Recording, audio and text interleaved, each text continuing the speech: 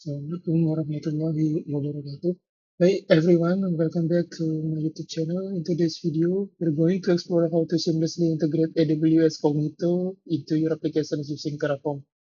We'll break down each line of code, explaining the significance of each resource, and show you how to configure everything from the user pools and identity pools. Well, not everything, but the basic thing, of course.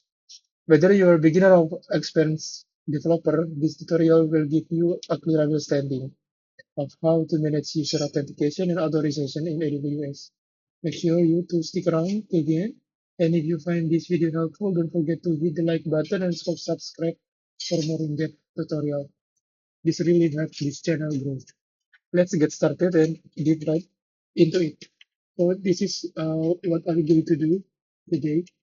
First one, we will create a Cognito user pool and identity pool, and of course also an S3 bucket for the authorization demo. And then we'll perform user sign up, email confirmation, and user sign in. And then we'll get the ID token, authorize the user to list the S3 buckets. We will slightly modify the token and then we will see whether S3 bucket can be listed with the modified token. Okay. Okay. So I have these Terraform files to provision the resources.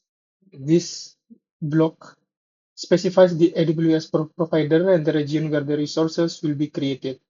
The AP Southeast 3 region corresponds to Jakarta. By setting this, all resources in this script will be provisioned in this region. And then creating a Cognito user pool. Resource block, AWS Cognito user pool, creates a new user pool named example user pool. Auto-verified attributes specifies the attribute that are automatically verified by Cognito, in this case, the user email.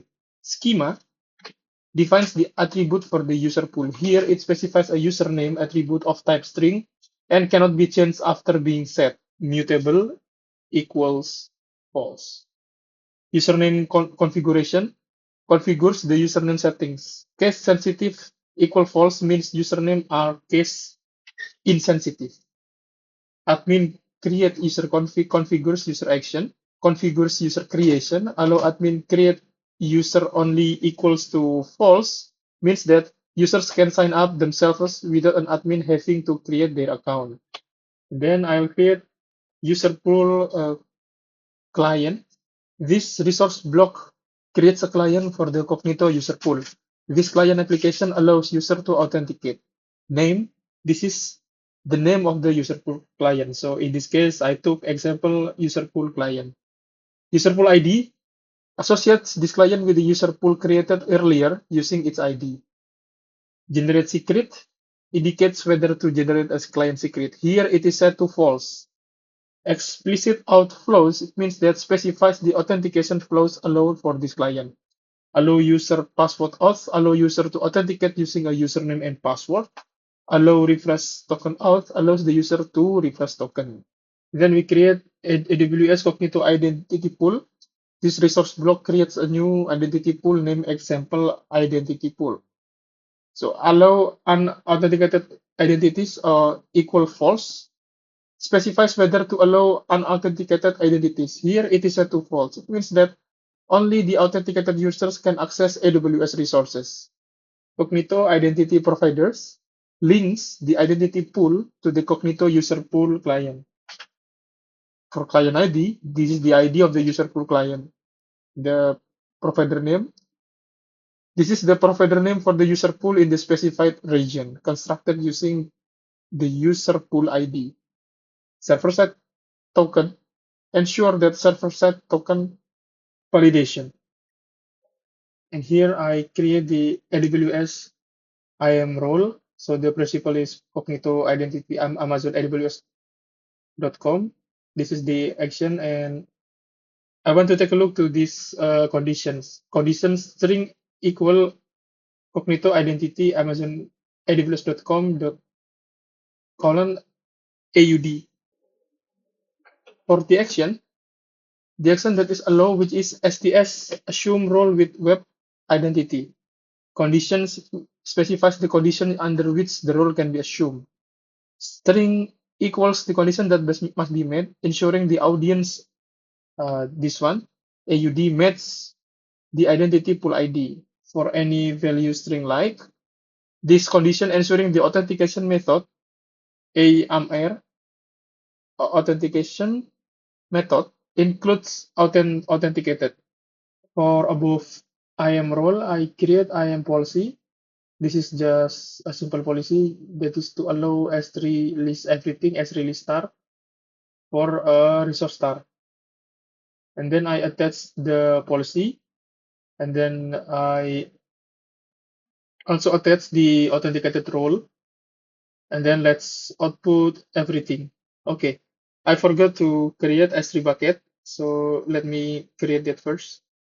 Then here I create the AWS S3 bucket in Singapore region. So I'm using another provider with an alias Singapore, and then the resource is this, and the bucket name is example bucket Singapore. All right, let's try this script.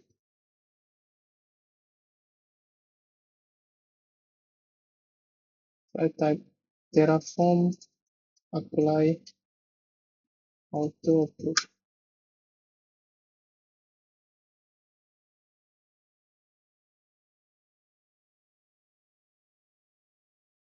Okay, it's all complete. Let's check it out first.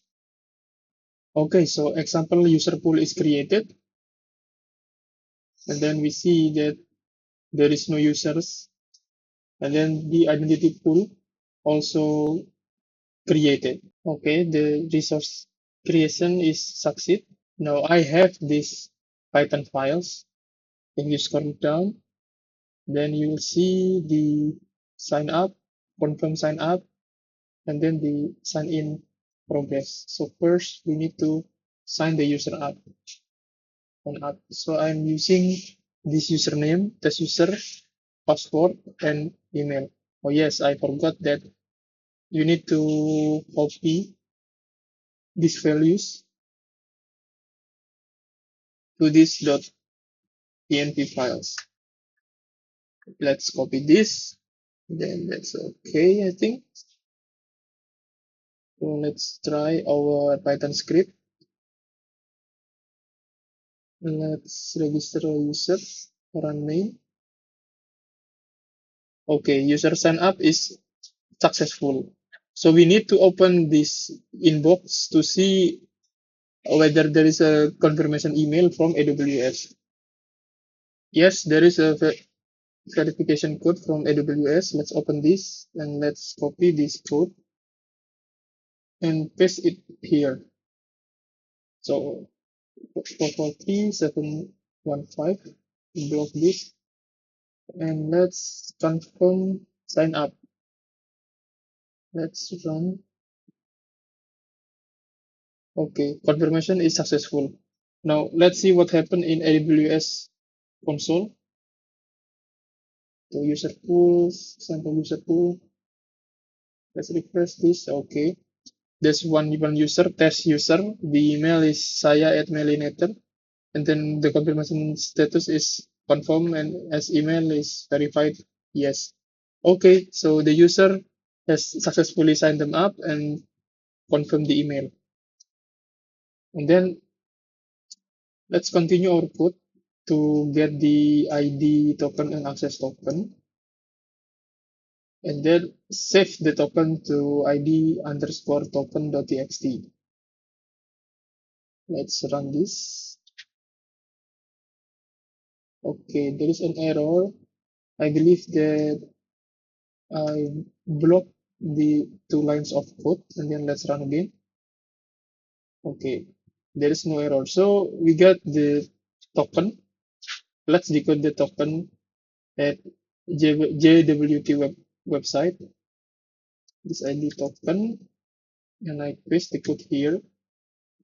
And then you can see that this code contains so many attributes: sub, email, ISS, AUD, event ID, and etc.